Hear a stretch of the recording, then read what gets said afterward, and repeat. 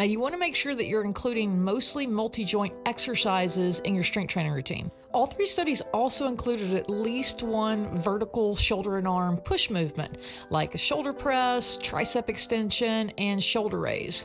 Now, it's unclear whether or not they meant a lateral raise or a frontal raise whenever they mentioned the shoulder raises, though. Only one study included a multi-joint exercise from this category, the shoulder press, and the same study additionally had them doing tricep extensions. Now, if you're wanting to learn how to do a lot of the exercises that I'm discussing today, I included a link to my exercise instruction playlist down in the description. Only 2 studies included a vertical shoulder and arm pull movement like a lat pull down or a bicep curl. Now, the lat pull down, this is going to train the back musculature as well as the biceps. Now, even though the 3rd study didn't include a vertical pull movement, they did include reverse flies, which is considered a horizontal shoulder and arm pull movement. And it's going to train the upper back musculature as well as the rear delts. Only one other study included a horizontal pull movement, and they included a standing row, which also trains the back musculature as well as the biceps, just in a different direction when compared to the vertical pull. Only one study included a torso movement and an ankle movement exercise, and these were abdominal crunches and seated calf raises.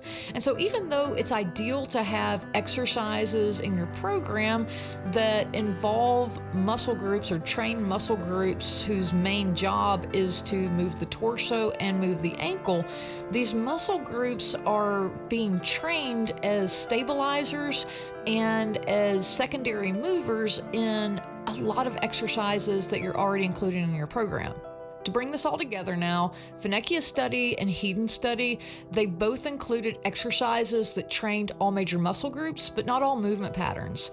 What I think helped in Finecchia's study in terms of lowering blood sugar levels was the fact that half of the exercises were multi-joint, and 3 of the exercises that they included were knee exercises or knee movement exercises like leg press, the leg extension, and leg curl, meaning 3 exercises that trained really large muscle groups. Moraes' study was a bit more blurred as to whether or not they trained all major muscle groups.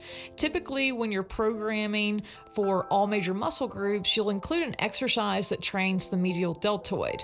Now, they did train the anterior deltoid because they included a bench press. I think what really helped this protocol in terms of lowering blood sugar was the fact that they included 6 different multi-joint exercises. One of these was the deadlift, and there were 3 different versions of a squat. For lowering blood sugar levels, make sure that most of your exercises that you program are multi-joint exercises. Make sure that you're training all major muscle groups and including one exercise at least from each movement pattern